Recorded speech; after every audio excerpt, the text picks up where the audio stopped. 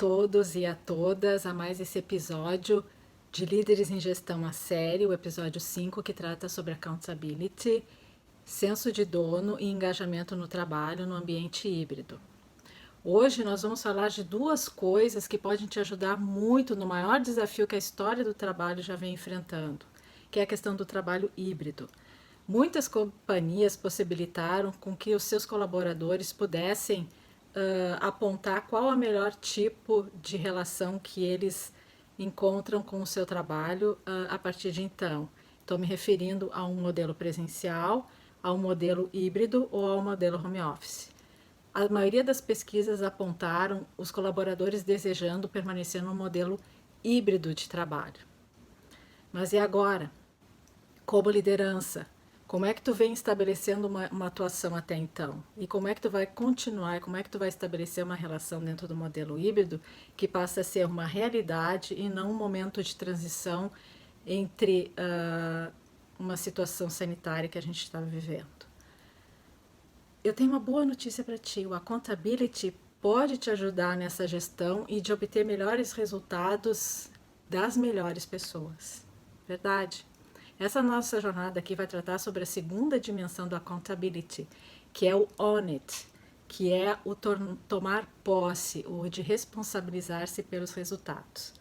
Por exemplo, empresas que dependem muito do trabalho de uma equipe de vendas, e essa equipe é uma equipe contratada como pessoa jurídica, elas estão bastante preocupadas com essas pessoas pelo resultado que elas podem trazer, pelo fato delas não pertencerem, não se sentirem pertencentes àquela empresa. Então, eles tentam buscar soluções que vão além de uma comissão básica que aquelas pessoas possam trazer e possam contribuir como resultado. A gente está falando aqui do senso de dono, como desenvolver em pessoas que têm essa relação de trabalho também, não só no pessoal híbrido, mas o senso de dono, que é o objeto dessa dimensão, que é o ownership. Né? O dono quer que o seu empreendimento tenha sucesso, que ele tenha resultado, que ele tenha futuro, que ele cresça e que ele gere lucro. É uma visão de empreendedor, não é verdade? Então, quem não possui ownership, ele não se importa, não é comigo, não vou fazer aquilo pelo qual eu sou pago, eu acabo ficando abaixo da linha. Então, a liderança precisa estar bastante atenta a um aspecto. Ownership não depende das circunstâncias. O que isso quer dizer, na verdade? Se você assume a accountability em algumas situações e convenientemente rejeita em outras, não consegue se manter no accountability. E ele passa a ser ocasional. E além de impedir de fazer com que as pessoas assumam a responsabilidade em todas as circunstâncias, você ainda vai manter essas pessoas no ciclo de vitimização. Então, líderes accountable, eles acreditam que o engajamento no trabalho e a satisfação dos colaboradores, elas são fundamentais na administração de uma empresa. Você tem que criar um ambiente onde todos se sintam que representam essa empresa, a menos que tenha pessoas que saibam pelo que você luta, que queiram dar o melhor de si em cada situação, você vai se dar mal. Percebe? Mas de que engajamento a gente está falando? Esse tema ele é tratado de um jeito muito genérico muitas vezes. Existem empresas que acreditam que aplicando uma pesquisa de clima está medindo engajamento. E clima e engajamento são conceitos totalmente distintos. Assim como engajamento também se confundem com outras definições, como comprometimento com a organização, que também são conceitos diferentes. Inclusive, eu tenho um trabalho que desenvolvi uma pesquisa junto com a professora Ana Cláudia Vasques, onde nós relacionamos engajamento no trabalho, comprometimento com a organização e desempenho em uma equipe de vendas no Brasil. O resultado foi bastante interessante e dentro dessa pesquisa ficou bem clara a distinção entre esses dois construtos, engajamento no trabalho e comprometimento com a organização e a relação dele com o desempenho em equipes de vendas. Ficou bastante interessante essa pesquisa, a gente pode conversar sobre ela em outro momento. Mas voltando, as pessoas engajadas a gente consegue reconhecer da seguinte forma: elas têm um prazer e uma satisfação no trabalho que aparece a olhos vistos. Eles encontram um propósito que revigora. A todo dia eles se sentem revigorados com o trabalho. Eles têm mais satisfação e emoções positivas em relação àquilo que eles fazem. Eles têm mais vigor, energia, se dedicam mais e são mais concentrados no trabalho. Eles se dedicam às atividades propostas a ponto até de entrar em estado de flow. Eles possuem uma sensação de pertencimento e que aqui a gente encontra então a relação com ownership, né, que é o senso de dono. Eles se sentem muito próximos e muito dentro da organização onde eles estão e se sentem donos dessa organização. Por isso que é necessário que as equipes também tenham líderes engajados no trabalho. Quando se fala em engajamento, muitas vezes a gente ouve falar, líderes querem equipes engajadas. Líderes terão equipes engajadas se eles também forem engajados no trabalho. Por que isso? Porque eles passam a ser vistos como líderes inspiradores. Eles conseguem oferecer o senso de propósito, eles conseguem mostrar um ponto de chegada para a sua equipe, responsabilizando-as pelo resultado. Está conseguindo entender como isso ocorre dentro do trabalho híbrido? Pesquisas no Brasil, inclusive, já mostraram o quanto que pessoas mais engajadas no trabalho têm maior desempenho naquilo que elas desenvolvem. Foi feita uma pesquisa, inclusive fora do Brasil, mas com os dados muito bem definidos, que mostram que recepcionistas de hotéis que são engajados no trabalho tendem a fazer com que hóspedes retornem aos seus hotéis, se hospedem de novo naquele hotel. Garçons engajados conseguem as melhores gorjetas, verdade? Então, pessoas engajadas, elas são mais leais às suas organizações e a taxa de rotatividade e de acidente no trabalho entre eles é muito menor. As pessoas engajadas, elas aceitam tarefas desafiadoras que exijam uma dedicação extra e eles cometem menos erros e menos acidentes. Eles enxergam as suas tarefas, as suas responsabilidades como desafios, eles estão acima da linha e não como obstáculos, não estando abaixo da linha. Então, eles não tendem a se vitimizar, eles tendem a solucionar, eles tendem a buscar respostas, eles tendem a melhorar quando algo eles percebem que não está funcionando bem.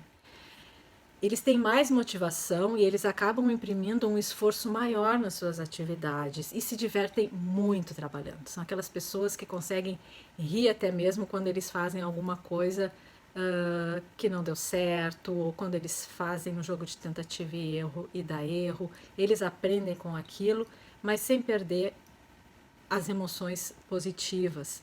Eles não se vitimizam porque alguma coisa deu errado. Como eu já disse, eles consertam. Eles são motivados positivamente para o trabalho e para a sua vida pessoal também. Eles conseguem ter um bom nível de vida em família, em vida social, com seus amigos e separam muito bem cada ambiente. Eles trabalham muito, mas eles não são adictos ao trabalho. Isso o workaholic é. Então, o engajado no trabalho não é aquela pessoa compulsiva por trabalho. O workaholic, sim. E isso é um desvio de conduta que precisa ser tratado. O engajamento do trabalho, não. O engajamento do trabalho tem prazer nisso, tem prazer no que ele faz. Então, a gente está falando de um estado mental positivo que traz a sensação de bem-estar, de preenchimento e identificação em relação ao trabalho. Assim, você pode identificar uma pessoa quando ela é engajada no trabalho, porque ela sente segurança psicológica, ela tem significado e disponibilidade para o trabalho. O sentido de pertencer, de dono, acaba fazendo com que ele seja uma pessoa vista como desafiadora e significativa. Ele vê o ambiente social de trabalho como seguro. Eles são disponibilizadores, eles disponibilizam seus recursos pessoais para o trabalho, eles satisfazem as suas necessidades de segurança, significado e disponibilidade com aquilo que eles estão fazendo. Então, engajamento no trabalho é o que energiza os colaboradores, tanto os teus colaboradores quanto a ti mesmo, liderança. Ele incentiva a persistência no alcance de resultados e faz com que se concentrem intensamente nos seus esforços. São pessoas muito focadas nos esforços necessários que eles precisam fazer. O engajamento produz resultados positivos, como o desempenho no trabalho. Então, ele tem uma correlação direta e positiva com o desempenho. Pessoas engajadas, maior desempenho no trabalho. Aqui a gente não mencionou nada a respeito do modelo de recursos e demandas de trabalho, e os recursos de trabalho e os recursos pessoais estão relacionados também positivamente com o engajamento no trabalho, mas isso vai ficar para uma outra oportunidade, tá certo? Mas o modelo híbrido de trabalho, como é que ele vai ficar, como é que ele se aplica nisso tudo? Né? Primeiro aqui você já sabe, não é novidade, eu vou me tornar repetitiva aqui, eu sei, comando e controle, já sabe que não funciona nesses ambientes. É um modelo atento ao que acontece. E a liderança é o grande articulador disso tudo. Então, tá atento ao que acontece, é o líder ser o articulador disso tudo, é o pulo do gato. Né? O líder, ele dá um norte, ele promove a comunicação, a colaboração e acaba apoiando a equipe a trabalhar junto, tanto quando ela está longe quanto ela está perto. Ele faz com que as pessoas sejam donas das situações, aquele senso de ownership, de sentido e de significado. Viram como tudo isso tá conectado? Parece difícil? Calma, eu estou aqui para te ajudar, só um pouquinho. Um ponto muito importante para ser trabalhado pela liderança com a equipe nesse formato é poder ajudar com que eles alcancem o accountability, com que eles se sintam responsáveis pelo resultado, que eles se sintam mais engajados no trabalho nesse ambiente híbrido, que também se relaciona a poder ouvir todos os lados de uma situação. É poder usar o bom senso. Tu, como liderança, precisa estar atento, porque tu não vai estar em todos os espaços e vai ter que trabalhar muito isso dentro de ti. Tá? Então, por que tu vai acreditar num e não vai querer nem ouvir a outra parte? Por que a verdade de um vai se sobrepor a uma verdade do outro? Né? Isso é uma terra fértil para tudo dar errado, para você perder o seu espaço de liderança. E como é que vai ficar a confiança nisso tudo? O injustiçado, ele fica preso na vitimização, porque aquele que não é ouvido, ele vai se sentir injustiçado sim. E tu acaba reforçando isso porque ele acaba perdendo tudo e você perde a ele também. Tá? E como ter um senso de dono desse jeito? Né? Você pode dar um passo importante nesse sentido, podendo aceitar a história toda, a história inteira, assumindo a parte nos problemas e nas circunstâncias, independentemente da condição ou da história. Se não fizer isso, as consequências elas podem ser terríveis. Não cai nesse canto da sereia. Cuidado.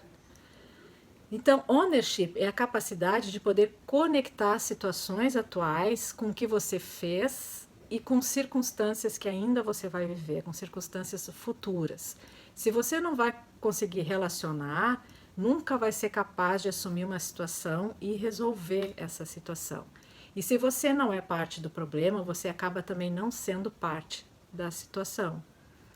Um passo on it, que é essa segunda dimensão do accountability, ele vai requerer um esforço sincero para admitir que todo mundo está varrendo para debaixo do tapete antes que seja tarde demais. Cuida com isso, vê se as pessoas não estão jogando coisas para debaixo do tapete, tá? Porque então é preciso que você, como liderança, possa avaliar e desenvolver a própria capacidade de assumir as circunstâncias, de se tornar crível, confiável, inspirador, transformacional que seja. Um outro fator importante nesse movimento é o autoconhecimento e o apoio que a liderança pode dar para a tomada de decisão, mesmo presencial, híbrido ou em home office. Então, eu preciso entender como eu produzo melhor, o que me traz mais satisfação. Poder interagir em casa, usar o tempo do trânsito para estudar, para treinamento, para reunião, ou para estar presente sabendo que precisa da interação direta com as outras pessoas, precisa de orientação, de coaching e etc. É necessário, é preciso saber como eu funciono melhor, porque é importante para que faça funcionar. Então, eu vou escolher um modelo presencial, um modelo home office ou um modelo híbrido através de eu poder identificar em mim aquilo que me faz melhor, que me torna mais produtivo, que aumente o meu desempenho e que eu tenha e que eu desenvolva esse senso de dor. Em todos os casos, não se exclui o desenvolvimento das pessoas para que elas se sintam energizadas, colaborativas, sob coordenação e focados, certo? Quer ver uma forma de organizar a tua equipe para atender às necessidades e às preferências deles? Vou te dar o caminho das pedras agora. Desenhe a persona das pessoas da tua equipe. E para cada uma delas, tenta fazer um mapa de empatia. Vamos fazer um design ou um redesenho, né, de trabalho e fechando acordos a partir dessa forma híbrida, se for a estabelecida. Job crafting também ajuda muito nesse momento aqui, porque a gente está discutindo sobre novas relações de trabalho e sobre o redesenho do trabalho também. Isso vai ser discutido com eles e uma forma de trabalho e acompanhamento, isso vai surgir. Nisso está trazendo autonomia, nisso está trazendo a participação dos teus colaboradores nisso e podendo te organizar também na questão do foco, na questão daquilo que vocês querem que eles entreguem, aquilo que você como liderança entende que é necessário ser entregue como resultado do trabalho deles. Você estará discutindo com os donos da empresa, aumentando a satisfação deles, o sentido e o significado no trabalho também. Além de combinar quais são as responsabilidades que eles terão que alcançar e formando indivíduos autônomos, accountables e intraempreendedores, que é aquele empreendedor dentro da empresa. E aí, que tal? Aí é só desenhar como vai funcionar o trabalho com esse time e se tornar referência no que faz.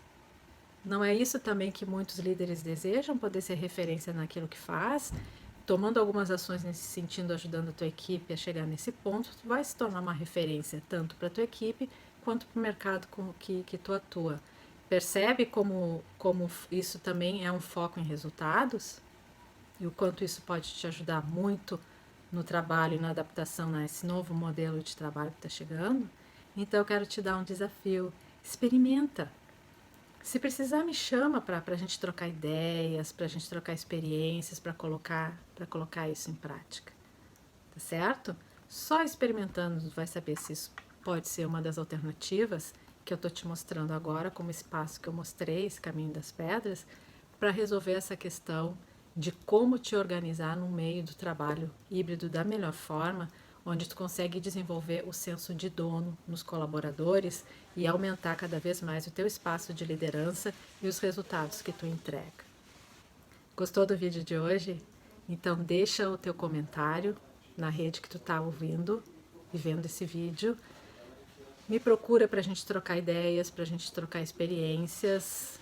Vamos fazer uma rede de colaboração aí. Deixa o teu like que ajuda bastante também para que esse vídeo possa chegar em tantas outras pessoas. E até a semana que vem, onde a gente vai tratar sobre Solve It, a terceira dimensão do accountability. O que mais vem com Solve It, eu ainda não sei, mas eu sempre faço uma correlação com algum outro assunto interessante para ajudar na tua gestão. Até lá, obrigado por tudo, obrigado por assistir esse vídeo até aqui. Tchau!